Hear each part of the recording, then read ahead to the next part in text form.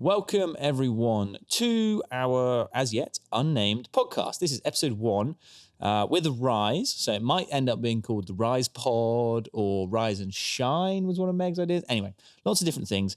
If you're listening to this and you enjoy it and you get all the way through, then buzz us a name suggestion for the next episode.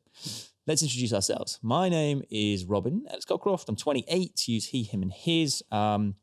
Born and raised in Stroud. You'll hear a lot more about Stroud throughout of this.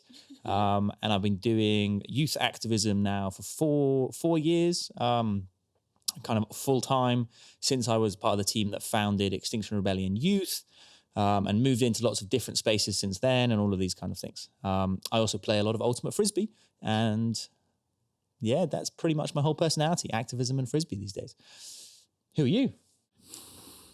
My name's Meg. I'm 21. I use she and they pronouns. Also part of the RYSE, and also been doing full-time organising for about 4 years now.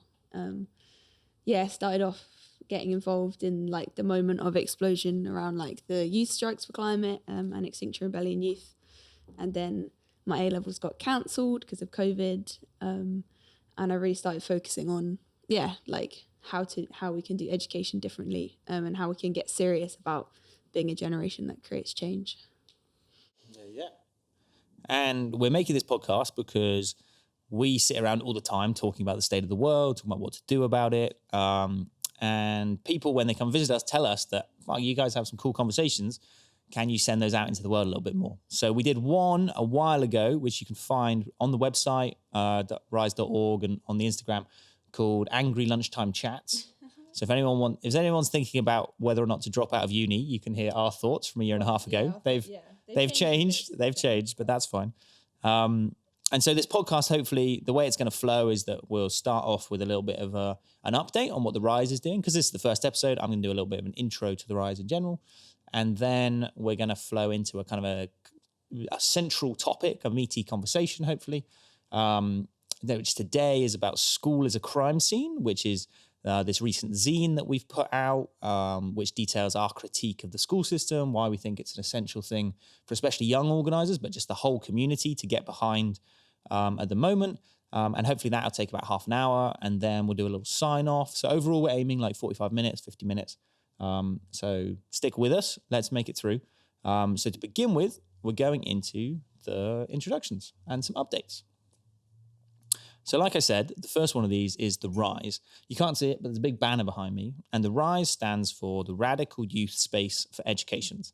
And it comes out of, like me and Meg was saying, it comes out of our years of doing activism, basically, of doing youth activism, and of wanting, just like a real feeling that what we need somewhere in the UK is a space that young people across different movements who are out there having a go at changing the world can come together and can just like actually learn from what each other are doing, can learn from elders, folks who have come before us, ancestors, and can really start just figuring out what best practice for our generation means. And that comes in different practical ways. So that means, we've been running educational sessions. So last year we brought together youth activists from across the country. We had the protest folk talking to the student organizers, talking to the climate folk, and all these kind of different spaces. And in the learning, they could come together and they could start working things out. And I think that's, we're standing on the back of, on the shoulders, that's what they say, isn't it? Not the back. We're standing on the shoulders of giants, as they always say. So we wanted to shout out some of the inspiration. So for folks who don't know, the Highlander Folk School in the US, do go and check it out. They've done incredible stuff for like 80 years now. They were huge in the labor movement, huge in the civil rights movement. And even to now, they're doing beautiful stuff. And they're an example for us of this kind of piece of building a piece of infrastructure within the activist movement. So we all get very used to building campaigns, or even trying to build movements, but this piece of being like, and you need these pieces of infrastructure. So one of the ways people often think about them is like media pieces of infrastructure. So where are the places where activists can share different bits of information? So for example, we've got Dope Magazine by Dog Section Press is on our table here. That's a place that brings together, their whole job is to bring together what other folks are doing, opinion pieces, and get it out there to disseminate it.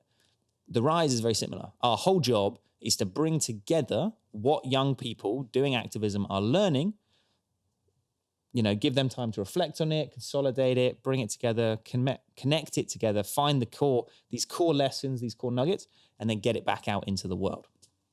And that's kind of the aim of what we're doing. Practically, it means that we're based in Stroud, which is my hometown, and I dragged these guys to in Gloucestershire in the southwest. Stroud, some of you might have heard of Stroud. Hopefully lots of you are listening to it are from Stroud. And it's a little bit of a hotbed of crazy hippies who moved in the 90s, my parents, so I know it well. But it's got a long history of radical protests. We've been looking back into the Stroud water riots from nearly 200 years ago, where they rose up. So Stroud was a mill town, and it was the Stroud Scarlet, the red, pretty similar to this, that was worn by the soldiers of the British Empire across the whole world in that brutal imperialist regime. That cloth was made in Stroud. And yet the people making that cloth, not the mill owners, they were rich as hell. The people making that cloth were poor as hell. And so they would rise up and they would fight that. We've also been looking at the Captain Swing riots. We've been looking at all of these different moments through our local history.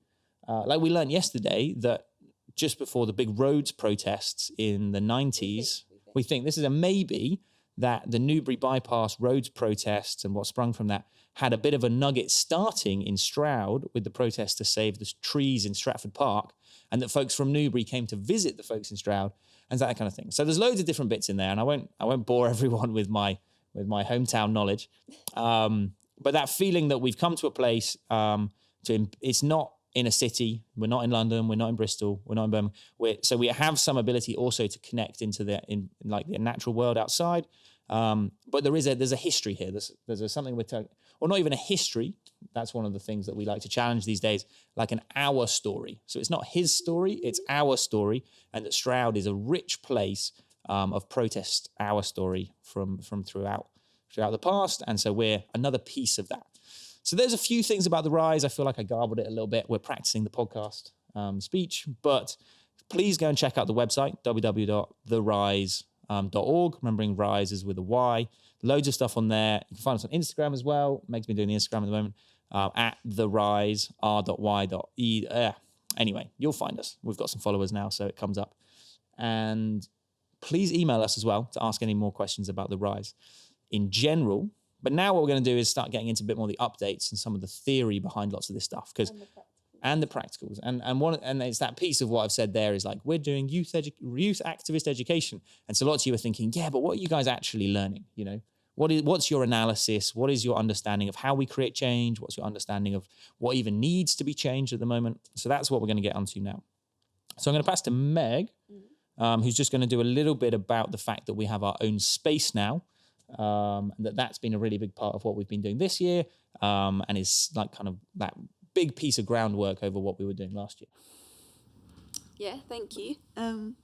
So one of the main updates from us recently is that for the RYSE is about a year and a half old now, and for most of that time, we've kind of been the radical youth borrowing space for educations, which has also had lots of benefits. We've built really cool connections with the local community hall and that kind of thing. But especially in terms of wanting to really work on getting young people excited and empowered and really building something from there. We needed our own space that people could come into and feel like that was their own, and we could, really get going from basically. And so we found our own building, which we've had for the last month and a half. We're likely to move out at the end of the month because landlords kind of suck. We've managed to get lots of stuff up on the walls and use it as basically a base for all our meetings, and really really go from there. Remember, we're practicing our podcasting. And one of the things we wanted to say is that we've got this line at the moment which we keep, because we have to do all those boring things like fund. One of my jobs is doing funding applications and these kind of things. So you have to kind of blow yourself up a little bit for all these annoying grant funders. And so one of the things we think at the moment is that getting our own space means that we're the only youth-led community education project with its own space in the UK. Like, we're the only group of young people who are kind of like, this is our land and this is what we're building in our community around political education. And if we're, because Stroud has lots of rich people. which does help because Stroud is a space that has some money to support us. And yeah, all of the privileges that come in there, super up for talking that with other projects. And basically that's a two-way invite. One thing is, if you're trying to do something similar, please get in touch. We've been learning a bunch of how to do this, how to set up bank accounts, how to work with local folks, how to get all that kind of stuff. And secondly, if you're already, even better, if you're already doing it, then get a hold of us, yeah? Because we don't want to be the only place. You know, that's like this brag that we just don't want to be true. So get a hold of us, let's work together, let's build something, because the more, we believe, the more folk taking back, especially young folk taking back control of our education and learning what we need to learn to change the world, the better place that we're going to be in. I mean, it's what we're set up to do. So other folks doing it, super great. And part of that is then one of the networks, which is the next piece that we wanted to update with, that we've been doing this year as opposed to last year, is that we want to shout out the Planet Repairs Action Learning Educational Revolution, also known as PRALA, that the RYSE is part of through the COLSAG formations, which are part of PRALA, that we have one here in Stroud called Sister. And what it means is that we're linking into this political project to win planet repairs. You see behind us, there's this sign that says, for those of you listening on the audio, there's a sign that says planet repairs, what does it mean? And our role as we link into PRALA is to ask that question. And that question might seem simple at first, but it comes with a huge amount of political backstory and really just like grounding. And I think to go into it very quickly, there's lots more. I'm actually currently building a PRALA website, so there'll be more on there, or look at PRALA News on Instagram, and you'll find a lot more. But Planet Repairs is an understanding of the nexus, the coming together, the kind of uniting of environmental justice, reparatory justice, and cognitive justice, and that in the connection of those three, we can move forward in a pluriversal understanding to repair our planet, including self-repair, community repair, and all of these different things. But that if we're losing any of those three along the way, then we're going to fail. You might want to explain what pluriversal means. I might want to explain what pluriversal means. Meg's always checking me on my language. Pluriversal or pluriversality is a word. And I think that's core to this piece within here, is that we've learned the term planet repairs from some of the Pan-African organizers that we work with. So big shout out to the Stop the Mangamizi, We Charge Genocide Ecocide campaign, and the International Social Movement for African Reparations, the ISMA, both of which this has emerged out of. And pluriversality is this concept that's used all across the global south. It's core to cognitive justice. And it comes, the Zapatistas, who some of you will know from Mexico, talk about it as a world where many worlds fit. And that it is this counter to the missionary, imperial, European universalism, lots of long words, counter to the fact that Europe for the last 500 years has basically been trying to kill everybody else unless they pretend to be European. If that makes sense. Like, there's only one way of being a human. There's only one right answer. It's the European way. We can tolerate a little bit of culture on the sides, but unless you're shooting for growth in a fossil capitalist model and trying as hard as you can to look like an Oxford graduate, then you don't really count. You're not a real culture. You know, we are the default and others are other cultures. All of these different pieces are rolled into that. So that might have sparked, hopefully, a few thoughts, a few ideas, a few feelings. There's loads in there. We're going to be putting out lots more content about Planet Repairs. But like I said, please go and have a look at the websites, check out those names that I said, rewind the audio, find those names. We'll put them in the description of the video as well. And it's this, and the piece that takes it from just Planet Repairs into PRALA is the fact that we're trying to build this educational revolution, which is us saying that, is us saying here, and again, you can't see behind me, but part of it is linking in with indigenous and local community groups all across the world who have been fighting to retain their own grounded forms of education because of this basic piece that for us, when we talk about education, like, we think education is a very misappropriated word here. And when I say it, lots of people think of school. And we're going to get on to that topic in a second. But one of the things that we like to use is this quote by Amos Wilson, Dr. Amos Wilson, which is, he says, education is about the survival of your people. And so it's about how do I want to raise my young people? How do we, want to raise our young people so that our group, our people can exist into the future? And he says that if you're not in control of your own education, it's because someone's coming forward to try and take you out.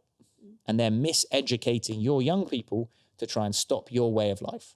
So Prela is about us here connecting, us here in the global north, in the UK, connecting in with folks around the world who have been fighting for generations to hold on to their practices of community education.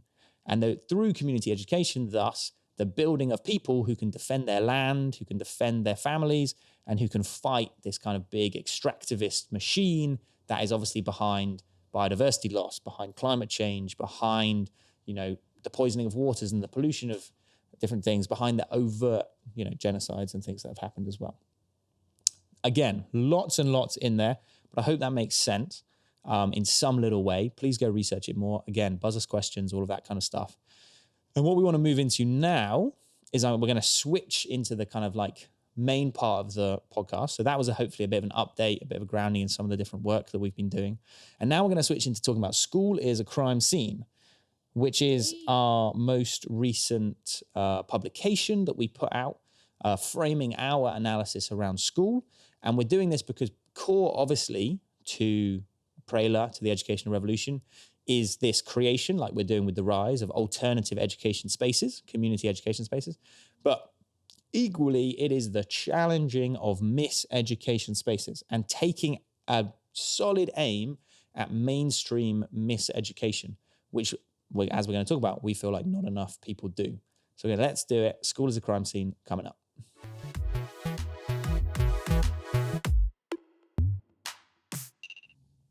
Okay, so School is a Crime Scene. Let's dig into it. I'm going to become the interviewer now. I've already said a lot of things. I'm going to pass over to Meg, and we're going to hear a lot from her. And we're going to start around School is a Crime Scene just simply with the question, so hey, Meg, as a young person, why do you think we need to organise against the school system? Well, I think we need to organise against the school system because it's one of the most fundamental barriers stopping young people creating change. I've been trying to do youth activism or youth organising for a while now, and come up against so many hurdles in how this, like, we call it like miseducation system instead of education system, has like, not only does it like obviously like practically trap people and take up all of their time, but it also like suppresses so many of the skills that they need to be able to organize, and it's perpetuating a system and normalizing a way of doing society, I guess, or doing this life that is literally leading us all to like planet collapse. So it's like, if you're thinking about, we need to do things fundamentally differently than how generations before have done it, well, we're still being put through the same school system. And that school system is stopping our creativity, it's stopping our teamwork, it's stopping us actually learning about different ways of seeing the world. And it's also like basically gaslighting young people into like pretending that everything is fine and we're not headed for climate collapse. So yeah, we've been trying to do youth organising. It's one of the biggest obstacles, one of the biggest enemies in our way. So we need to organise against it. Nice, very simple. And maybe that links a bit to what I was saying about that, like that idea of if education is about the survival of your people. So this idea that we're not taking responsibility for educating our young people. And so as young people, we're saying these schools are miseducating us. We have to get, like, we're not telling everyone to just like bung learning, are we? Like, that's not one of the things around this. No, so actually really like it. Yeah. So maybe then I'll hand back to you to just say a little bit about why is it that young people, like, why young people? What's the thing about youth? Because obviously it's in the RYSE name as well. What's the thing about youth? And then that piece of learning that can unlock like change making and transformation, all of those kinds of things. Does that kind of make sense? Like, why do we care so much about youth, and why are we saying that young people need to make sure they're learning what they need to learn? And and then thus why are we trying to change the school system? Yeah, I mean, the thing about young people is that, well, firstly, I'm young, so that's why I care about it. And also because young people are like, our generation needs to do things, what I said a second ago, like so radically differently. And we've been handed a set of circumstances that is fundamentally like, falling apart. Like everything from the fact that none of us can afford anywhere to live anymore, through to the fact that like by the time and I don't always have statistics in my head, but by the time, we're in our middle age or later, like our planet and the systems around it are going to be collapsing around us. And so we're born into this situation of instability, and we need to be able to do things differently. And as a young person, practically you often have less responsibilities, but you're also at a stage of your life when you're able to like take more risks, you're able to like be really imaginative. And you look through history, like young people have always been at the forefront of creating change, like the spark moments almost always. So it's important for us to be supporting each other, like as a generation, on how we can do that, because we both need to be able to create change, because it's our lives on the line, and of our siblings around the world in this generation, and we probably have the best chance of doing it, because of our situation, because of the fact we've still got a chance to not get quite as fucked over by the systems that we're in. Which obviously includes school as one of the systems that we're in. So what I'm hearing there is there's, on one side, there's a system that is killing young people, their imagination, their ability to think they can create change, all these kind of things. And there's a system trying to stop the young people coming into their power. And at the same time, we're saying if we don't have powerful young people, we can't change things. So we're saying something has to shift here. And if we can take away some of what that system is doing, then the young people can hopefully, together with their communities, kind of flourish into these kind of powerful fighting forces who can change the world. That's a very simple explanation, but that's what I'm hearing. Yeah. Okay, so school is a crime scene then. Mm-hmm.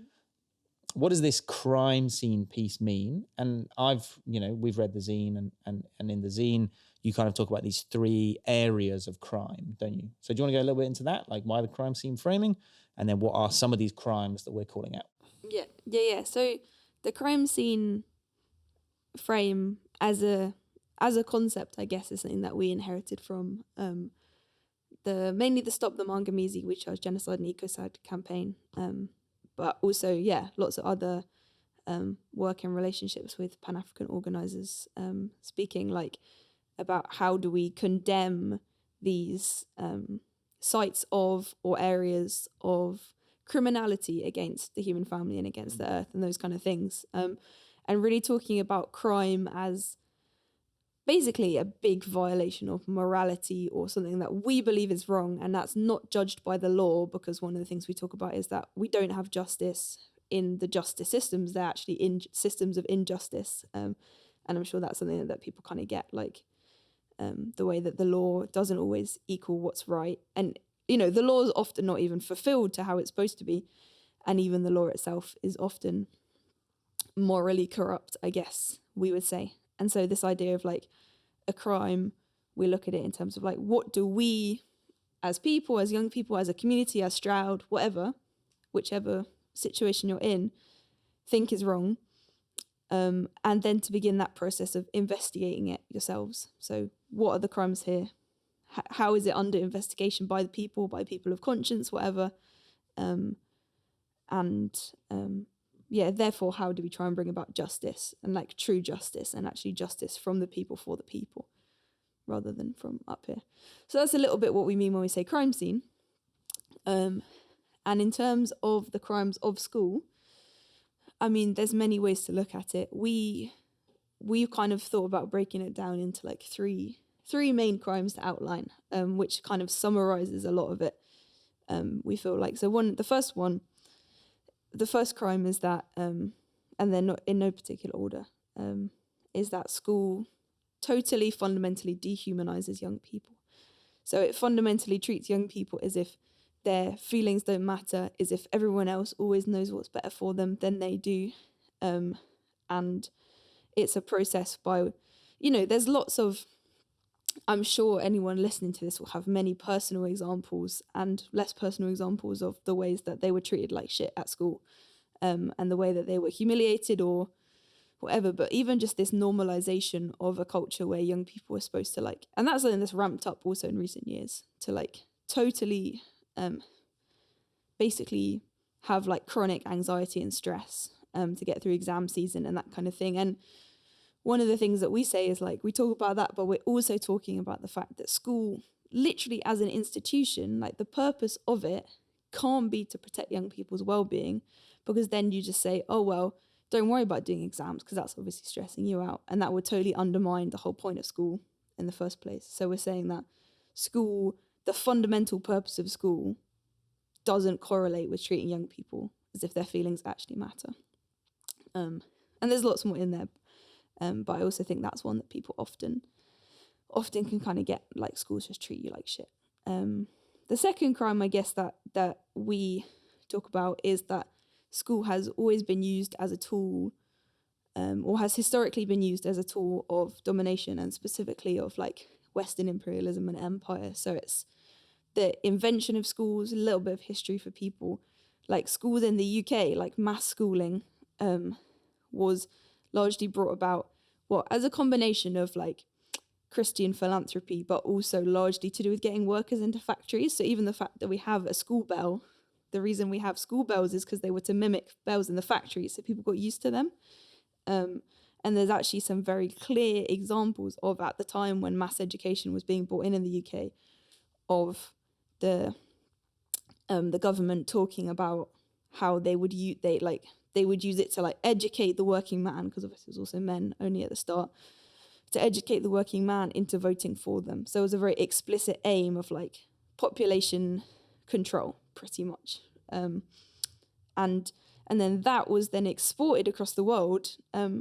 There's this cartoon illustration that we use a lot to demonstrate this from the Detroit Journal in 1878 or 1898, I think. We're just looking at it because it's on the wall over there, which is an image of a guy in US Army, like US Army get-up, like carrying over his shoulder a racist caricature up a hill towards a building that says schoolhouse. And you can see if you actually go back and look at history, like the way that after the like very overt violence and plunder and genocide and invasion of countries around the world, the British and other European nations use schools as a way to control the population afterwards. And there's many, many like horrific quotes of like, to educate people to be like white on the inside, or to teach people how to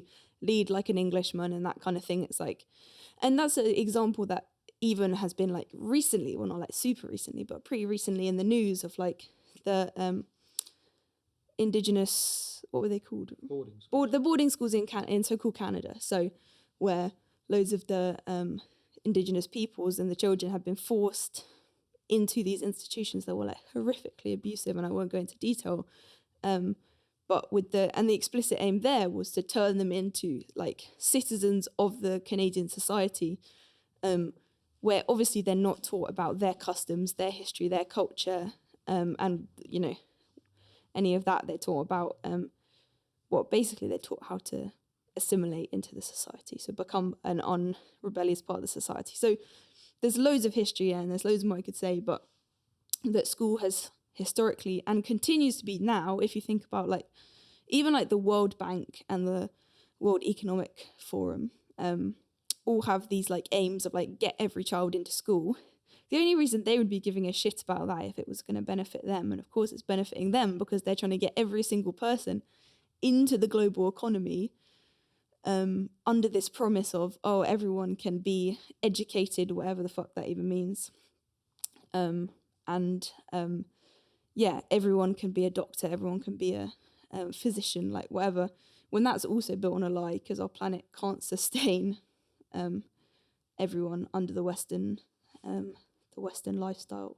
So yeah, there's this way that's still perpetuated now, and there's still this hierarchy also of education where, it's seen like the pinnacle of education is to go to Oxford University, to go to Cambridge, or to go to Harvard or whatever. And And there's still this like massive superiority of like the Western way, the European way, the English way is the most civilized, is the most educated, is the most advanced. So that's a little bit on that one. And then the third crime, which is kind of where it all started really, is that school stops us from creating change. So, you know, like I said earlier a little bit, like we're a generation that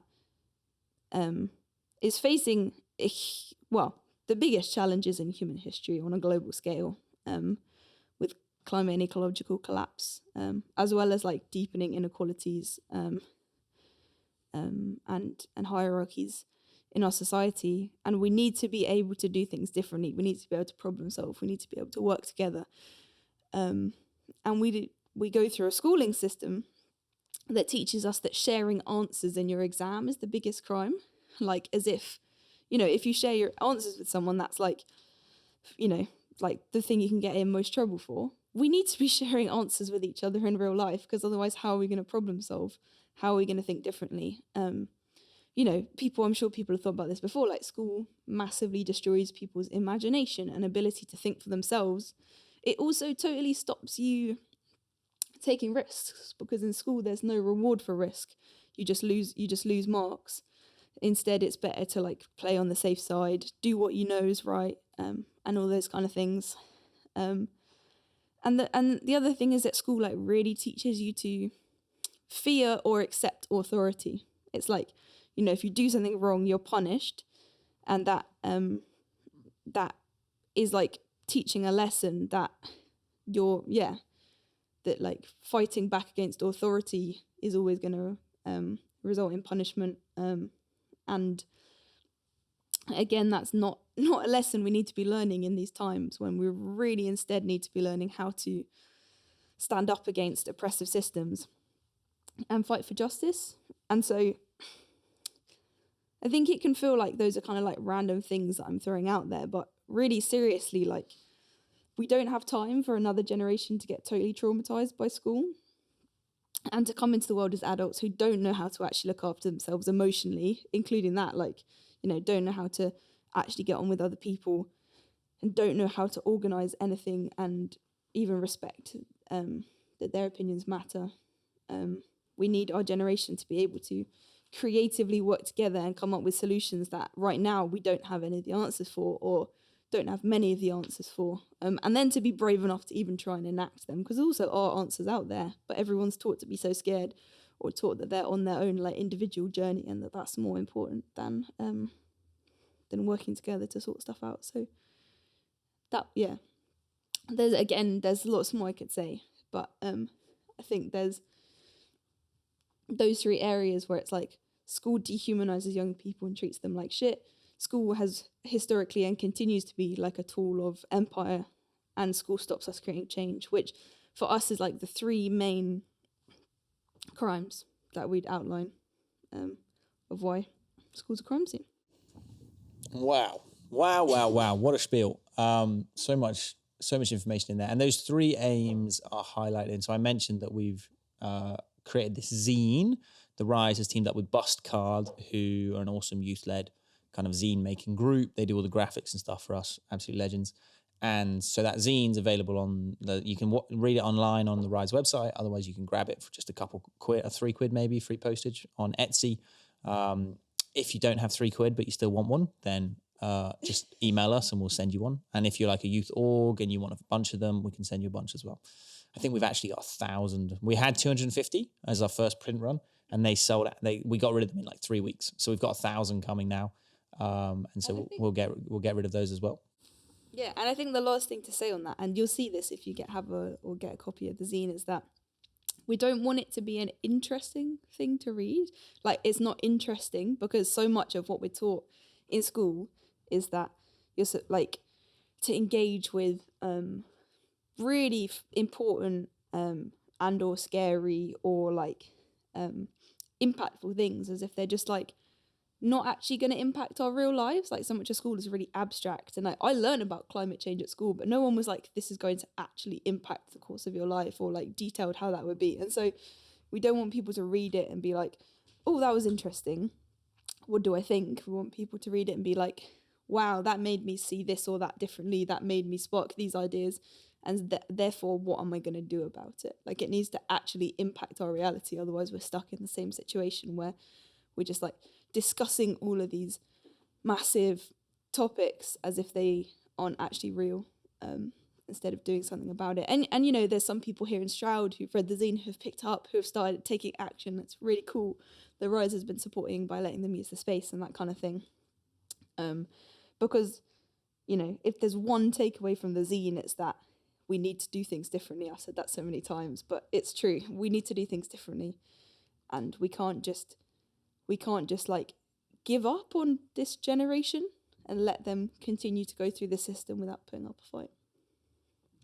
Yeah, totally. And that piece of it being that is like in the Prela piece that I was talking about earlier, like those middle letters are action learning, which is this piece of it being that like, and again, if you look at the Prela stuff, they'll show the definition, and it's that thing of like, we can't keep attempting to sell the idea of learning as sitting down at a desk, having someone just like fill you with a knowledge that you didn't even ask for, all of these kind of things. And the key in there is that learning only really happens, or that the kind of learning we need happens when we are collectively taking action for something different. And again, wanting to shout out some of the folks who we're hugely inspired by around this. So we've actually got them up on the wall. We've got a wall of ancestors in here. I think there's a video on Instagram about it. And like Paulo Freire's up there, and he, you know, we use lots of his quotes. He wrote Pedagogy of the Oppressed and a bunch of other amazing books, Brazilian educator and radical. And his key essence was that thing of like, we have to teach people to read the world, not the word. And when you are forced to only read the word, then you lose your place in the world, and that your place in the world, and thus your community's place, our place, can only be a place of change and transformation. And if we're not changing the world, then someone's changing the world. And in this situation, they're changing the world against us. Because again, that's what I heard a lot in what you were saying, Meg, is this like, we can't let another generation go through a school system that is run by these elites, that is organized by these elites, and that is organized to keep us passive and the status quo maintained. And so the final piece, I guess, in that I wanted to ask a question just before we go into an outro, because you've said lots of what those different things are, and you even shouted out the folks who've already. So there's a group already started, called themselves School as a Crime Scene. You can find them on TikTok and Instagram, based in Stroud. We're supporting them and stuff. I think it's this piece of like, what would you say to someone who would say like, yes, yeah, okay, I get your argument, I get that school is bad, but isn't it just one of those other pieces? Isn't it just one of those pieces? And often that isn't it just one of those pieces might come with a little bit of a like a, you know, maybe this is a parent, yeah. Maybe this is someone who has their young people at school and is like, how do I, you know, that kind of like, I can't absorb this information because it would take too much change. And so that wanting to take what we're saying and say, okay, yeah, I agree. That's one cause. That's one cause among, you know, all of these other ones. And yeah, I guess like and maybe that links back to what we were talking earlier about the young people creating change and all those kind of things. But what might you say to that person? Because they may well be listening to this podcast. What would I say? I would say that yes, and in some ways, well, in lots of ways, the way we think about it is that school is like, it's a starting point of where all of these other conversations need to come from.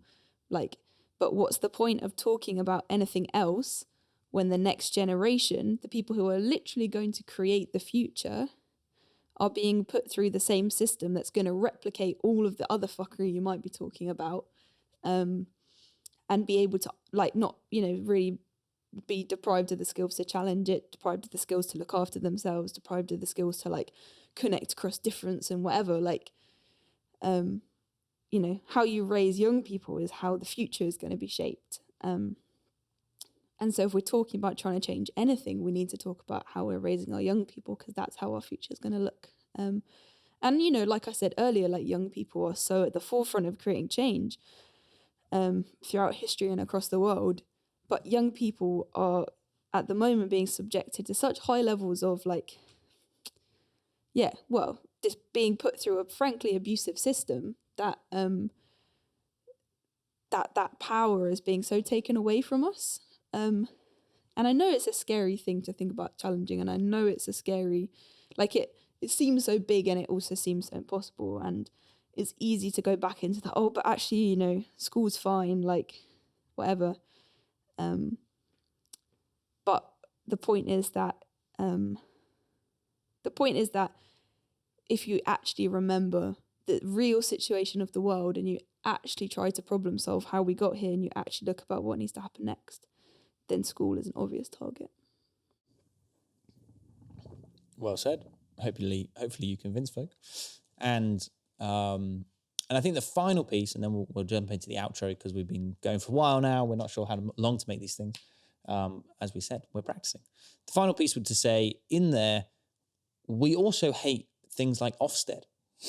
Yeah. So if you're in the UK, you know that recently we lost a head teacher.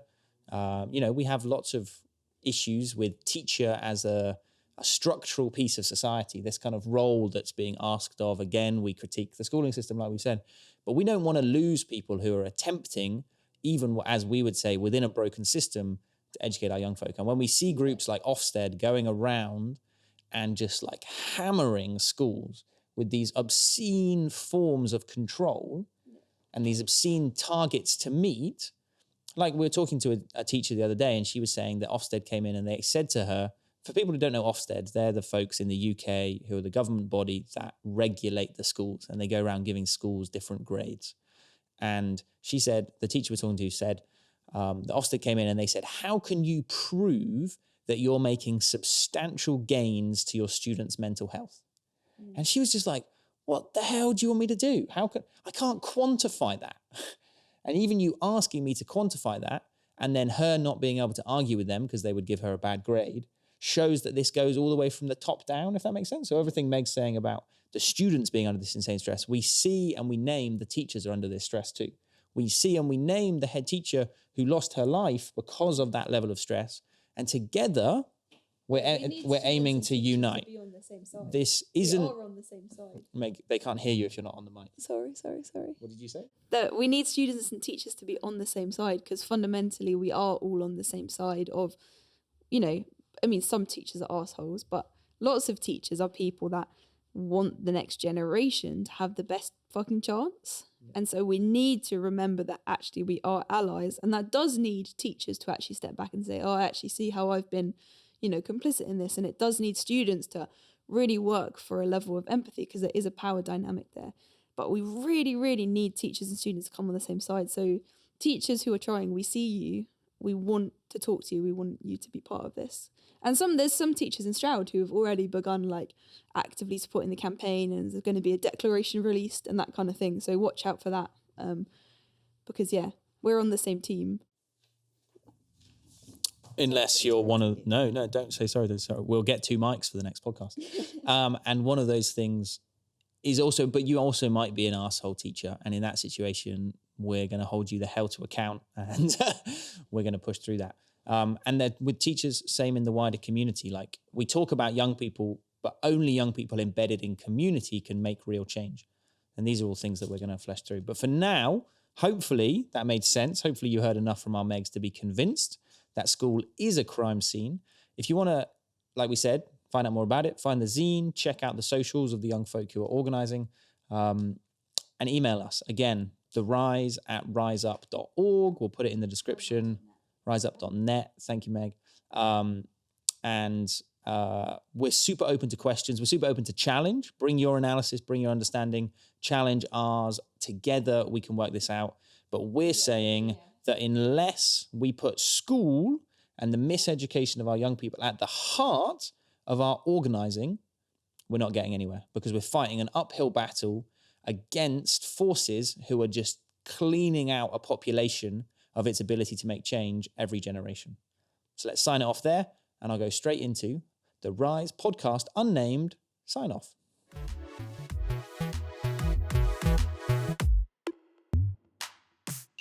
So that's us. Hopefully you enjoyed the first episode of the RYSE podcast. Like we said, that's the boring name, RYSE podcast. So at the very beginning we said, if you come up with a better name after having listened to this, please let us know, and maybe we'll name it that. Or at least if you didn't enjoy it, we hope it made you feel something.